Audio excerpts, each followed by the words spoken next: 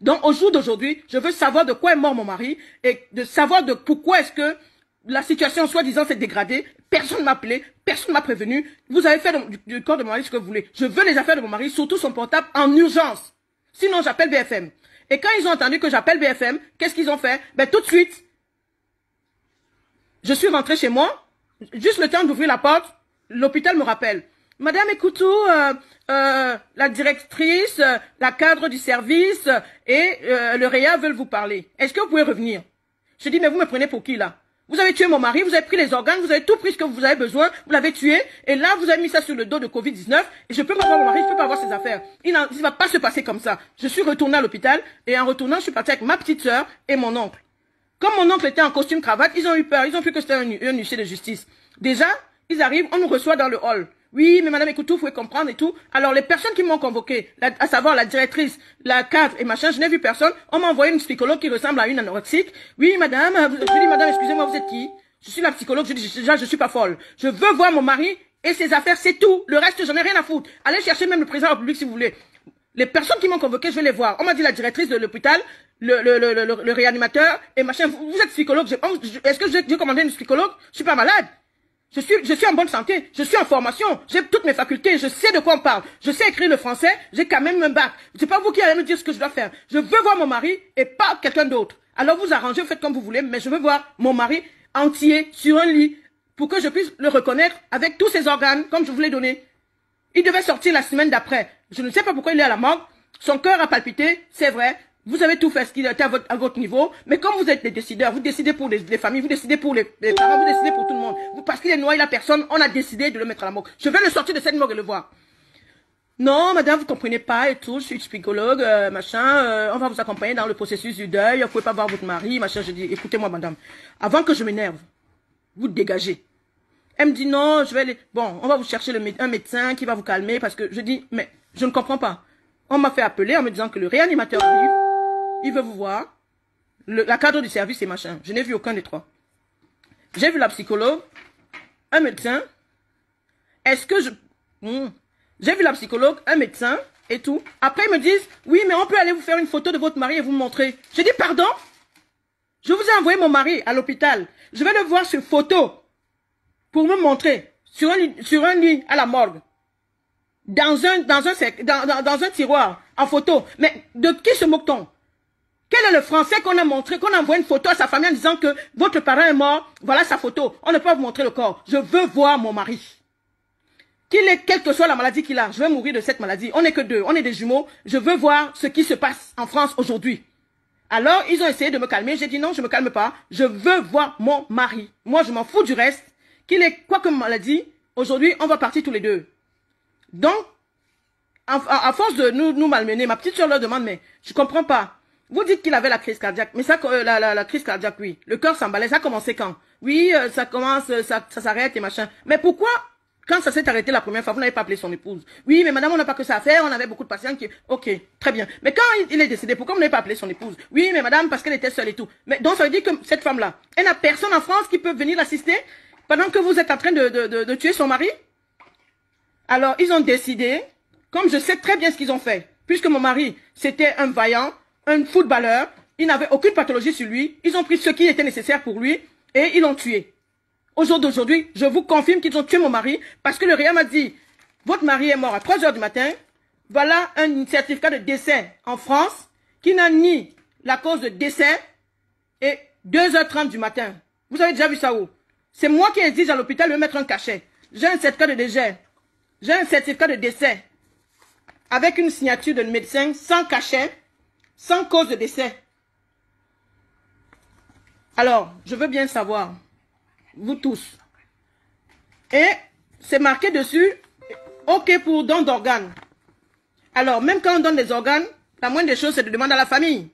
Je sais que c'est mon mari, ça ne m'aurait pas dérangé de donner les organes si j'étais au courant de ce qu'il avait comme pathologie. Mais est-ce qu'on enlève les organes sur un Covid-19? Ça veut dire qu'on se moque de moi. Parce que quand quelqu'un a le Covid, tous ses organes sont foutus, puisqu'ils sont, ils sont contaminés. Mais pourquoi est-ce que lui, sur son certificat de décès, il a don d'organes? Mais il a donné de quels organes alors qu'il était en Covid-19? Je veux savoir de quoi est mort mon mari.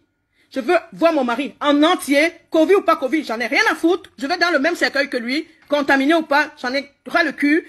Mon mari, je veux qu'on me le montre. On m'a envoyé, on m'a permis d'aller à la morgue, mais juste faire la photo et on m'a donné la nuque de mon mari.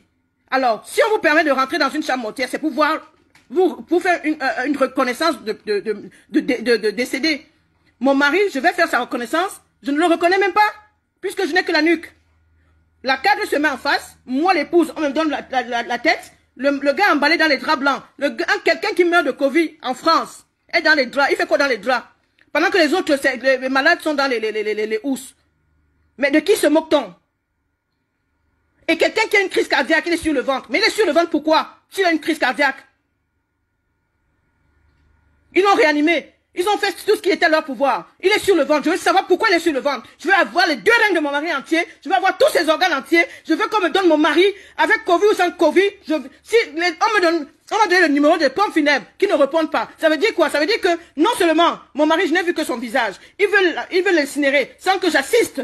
Parce qu'ils savent ce qu'ils ont fait sur le corps et tout. Au jour d'aujourd'hui, je veux le corps de mon mari en entier avec Covid ou sans Covid. J'en ai rien à cirer. C'est moi qui vais l'enterrer où je veux. Et ça, j'exige.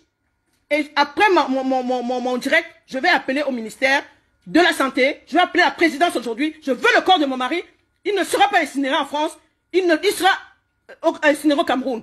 Et je veux le voir en entier. Il faut qu'on le sorte, qu'on me fasse une autopsie claire et nette. Et qu'on me donne son dossier médical avec tout ce qu'il a eu. Les avancements, les retards, pourquoi et toutes les questions que j'ai, je veux des réponses. Cet hôpital, je vais vous la publier. C'est l'hôpital. J'ai fait des photos hier. J'ai fait des photos comment est-ce que le vigile m'a mis dehors. J'ai fait les photos comment, j'ai tout enregistré, la conversation avec le personnel. Et la directrice vient après me dire, mais madame, écoutez, on vous comprend, hein, ne vous inquiétez pas, on vous comprend. Mais vous comprenez que, avec cet état de crise, on peut pas appeler tout le monde et tout. Je dis, mais on peut pas appeler tout le monde, je comprends. Mais vous avez eu combien de décès? Un décès, on peut pas appeler tout le monde. Mais si vous aviez 10 décès, on allait faire comment? Je veux faire mon deuil. Alors, j'ai pris mon avocat. On a saisi le corps. Il me faut ce corps-là. Donc, partagez pour tous ceux qui avaient des patients dans les hôpitaux, que ça ne se passe plus avec ces patients comme ça. Parce que même quand vous arrivez avec le mal de ventre, on vous met en Covid-19. Même quand vous arrivez avec le mal de tête, on vous met en Covid-19. C'est facile. C'est trop facile pour prendre les organes des gens, les dilapider, parce que personne ne va rien dire. Non, parce que, non, mais madame, vous êtes seule. Mais qu'est-ce qu'il sait que je suis seule? Il n'est jamais venu chez moi. Il ne sait pas qui je suis. Est-ce qu'il sait si j'ai des enfants? Est-ce qu'il sait si j'ai une famille? Mais j'ai une famille de 60 personnes en France. Un petit réanimateur de merde. Il décide de me dire si mon mari, si je dois voir mon mari ou pas. Mais je vais le démonter celui-là. Il est terminé à partir d'aujourd'hui. Je vais mettre mes 2 genoux par terre. Je vais lui montrer que je suis une femme. Cet hôpital, s'il ne ferme pas, c'est que ce n'est pas moi. Ça, je le fais pour les autres qui sont vivants. Il est hors de question que quelqu'un d'autre subisse ça. C'est terminé en France. Je sais que vous voulez les organes des jeunes blacks. Comme on ne meurt pas de Covid, vous avez décidé de nous tuer. Mais vous n'allez pas tous nous tuer. Vous allez tuer une partie, mais vous ne tuerez pas tout le monde. Alors, mon direct, c'est pour tous ceux qui ont des familles dans les hôpitaux. Prenez garde. Appelez tous les jours. Emmerdez-les. Faites ce que vous voulez. Mais ne laissez pas vos familles là-bas parce qu'ils pensent qu'on est seuls et que personne ne dira rien. On peut prendre le sang comme on veut. On prend les organes comme on veut. On fait ce qu'on veut de vous. Mais moi, j'ai dit, c'est terminé. Terminé. Alors, mon avocat est en train de faire saisir le corps pour faire l'autopsie. Que tout le monde sache de quoi est mort mon mari. Parce qu'il n'avait aucun Covid. Les patients morts de Covid sont dans les housses. Mon mari est dans les draps. Il n'a pas à être dans les draps. Et si on lui met dans les housses, alors que je l'ai vu hier dans les draps, je vais m'énerver. La directrice de l'hôpital m'a donné le numéro de pompe funèbre. Elle me donne le numéro de pompe funèbre qui n'existe pas. Ça veut dire quoi? Ça veut dire qu'ils ont tout organisé. Ils vont l'incinérer sans que je sois au courant. Il est hors de question que mon mari sorte de cet hôpital sans que je sois au courant. Je préfère payer une morgue privée, mais que ce corps va être incinéré. Je suis révoltée. Là, je ne rigole plus. Je veux que tout le monde partage.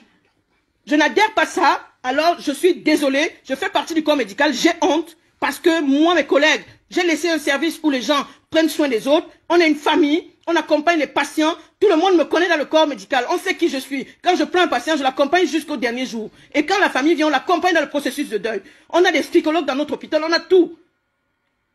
On est des êtres humains. On accompagne des êtres humains. Des êtres humains. On m'a traité hier à l'hôpital comme si j'étais une merde.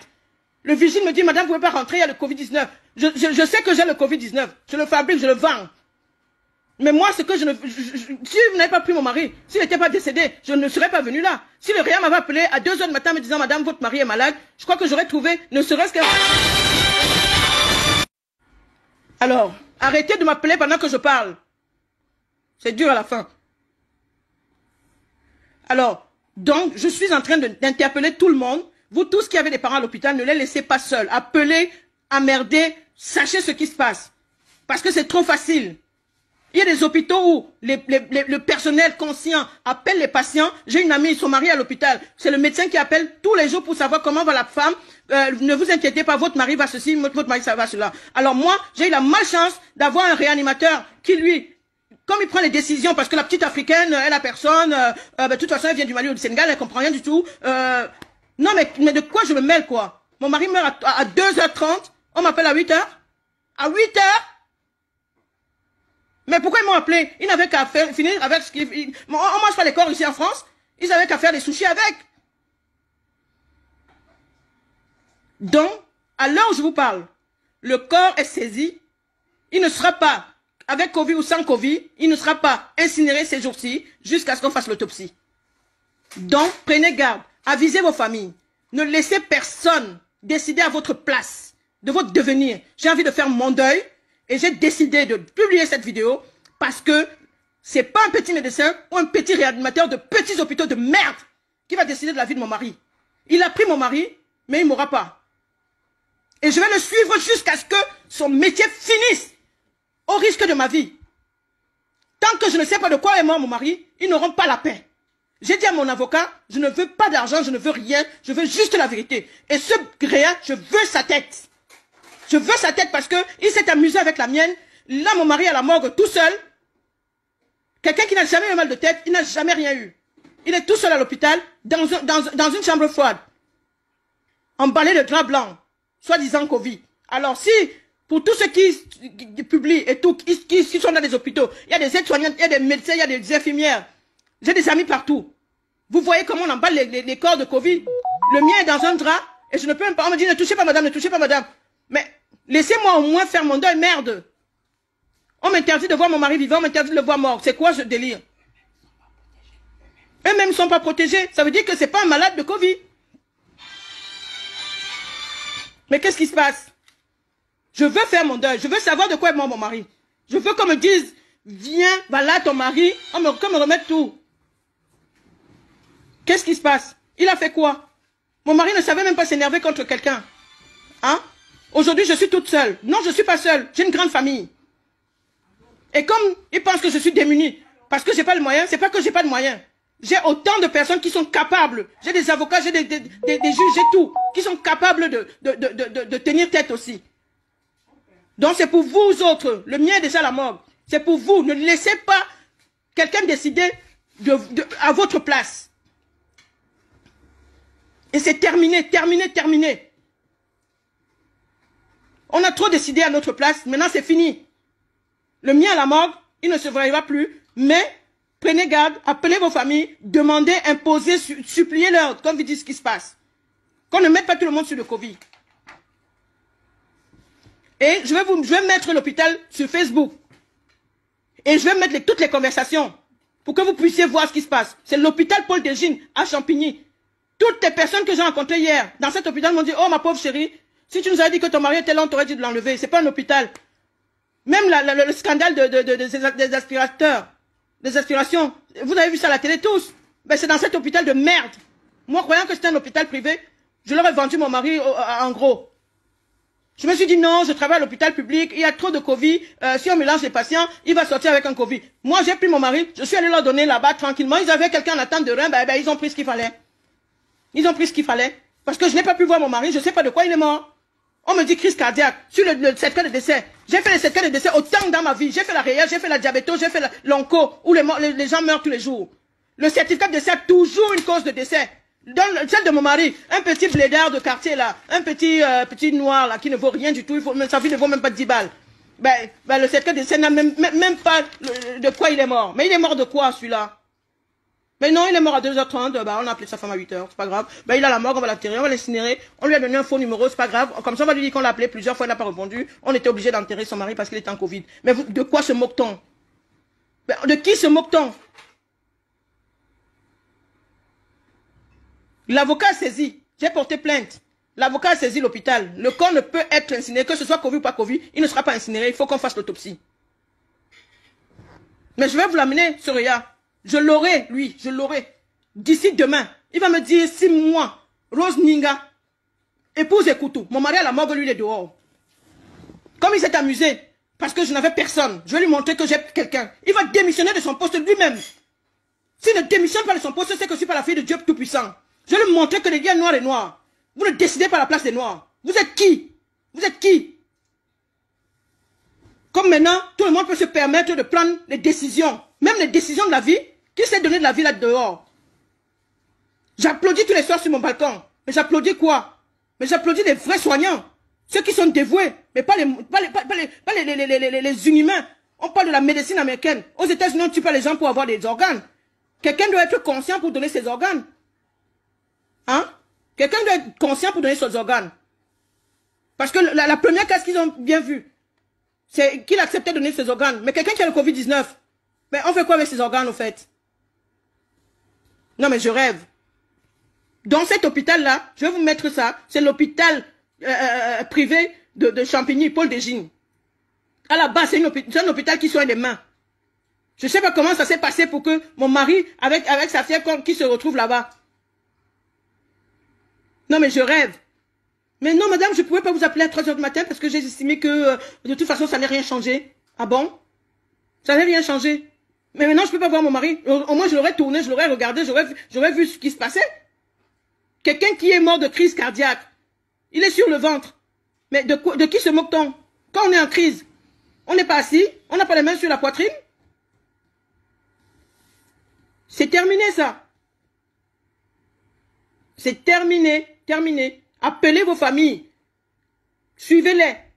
Parce que quand on appelle le SAMU maintenant, c'est Covid-19. Non, Covid n'a pas tué tout le monde. Covid ne tue pas tout le monde. Et tous ceux qui sont hospitalisés ne sont pas en Covid. On ne va pas étiqueter tout le monde en Covid. Mais même quand vous voulez tuer les gens, mais faites au moins semblant. On l'aurait mis dans une housse. J'aurais compris que oui, le pauvre il est entré à l'hôpital, il a contracté le Covid là-bas. Mais non, il n'a pas contracté le Covid puisqu'il n'est pas dans une housse. Quand on met des morts dans les draps blancs et que vous arrivez avec votre tenue de ville, parce que vous avez mis un masque et machin, et vous me dites qu'il est contagieux, il est contagieux de quoi? De la crise cardiaque? Non mais je rêve. Je veux la tête de ce monsieur. Partagez ça pour vos familles. Le mien est déjà parti, il ne reviendra plus.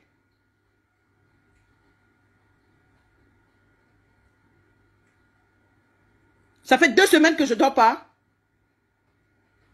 Les derniers mots que j'ai de mon mari qui m'appelle, chérie, si tu me sors pas de cet hôpital, ils vont me tuer. Ça veut dire qu'il a bien entendu ce qui se passait.